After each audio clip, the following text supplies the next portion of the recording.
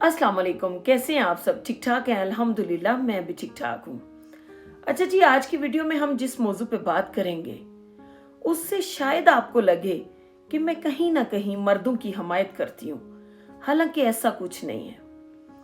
ना तो मैं मर्दों की हमायत करती हूँ और ना खवातीन की मुखालफत करती हूँ। मेरा मकसद चंद ऐसे नुकात को मंजरे आम पर लाना है जिन्हें हम कहीं ना कहीं पसे पुश डाल देते हैं, जिन पर बात ही नहीं करते, और उन मसाइल की वजह से कुछ लोग यक तरफा पिसते रहते हैं, ज्यादती का शिकार हो जाते हैं। अब हमारे मुआशरे में अगर आप गौर करें तो हमने एक सिलसिला बना लिया हुआ है। किसी लड़के और लड़की का जब रिश्ता खराब होता है ना, हम हमेशा लड़के वाले को इल्जाम दे देते हैं। हमेशा ही इल्जाम लड़के वालों पे आ जाता है। लड़की वाले, अब हमारा ट्रेंड भी बन चुका है, हम टसवे बहाते हैं, हम दर्दियां समेटते हैं और बरी जिम्मा हो जाते हैं कि हमारी बेटी के साथ तो बहुत ज्यादती की गई, और लोग सुन भी लेते हैं।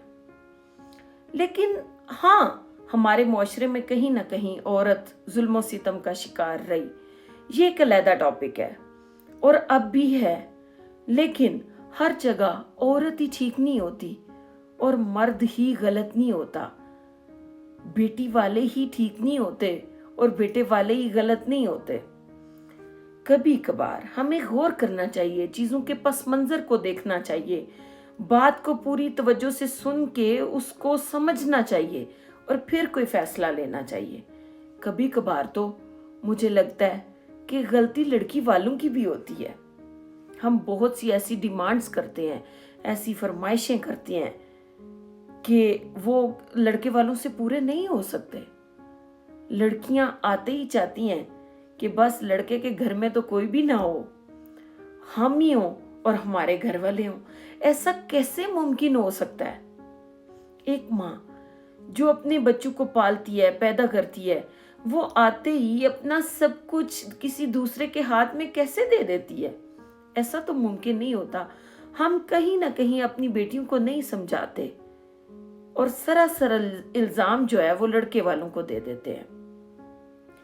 अच्छा, ये बात मेरे ज़हन में आई कैसे, ये मैं आपको बताती हूँ।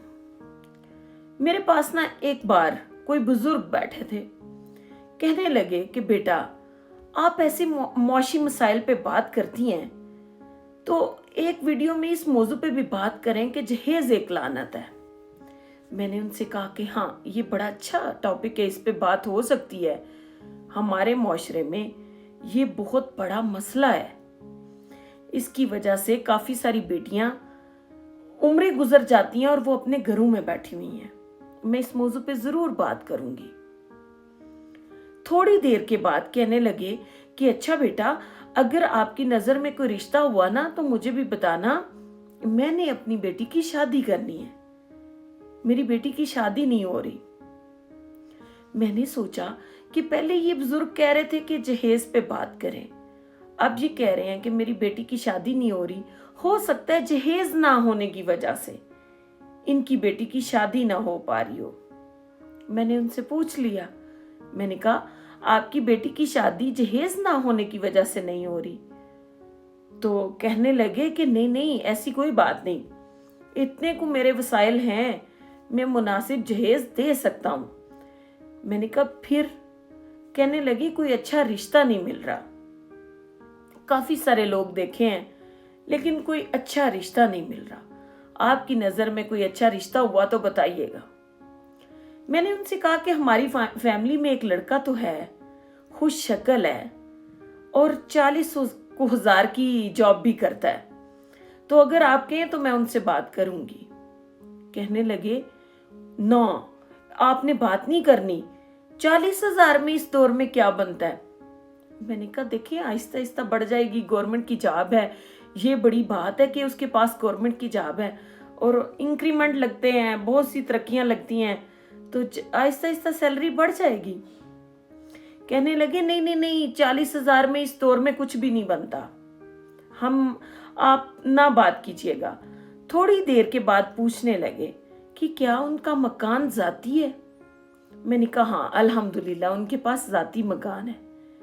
कहने लगे कि वो मेरी बेटी को कब तक अलहदा घर लेके देगा? मैंने कहा फौरन तो मुमकिन नहीं होगा, लेकिन आहिस्ता आहिस्ता सब लोग ही ले लेते हैं, वो भी ले लेगा। कहने लगे नहीं नहीं, मेरी बेटी ऐसे घुटन में नहीं रह सकती। उनकी फैमिली मेंबर कितने हैं? मैंने उनसे कहा कि उनके वालिद और वालदा हैं, 2 भाई हैं, उनकी शादी हो गई है, और 3 बहनें हैं उनकी अभी शादी नहीं हुई। कहने लगे तौबा तौबा, हमने तो वहां रिश्ता नहीं करना।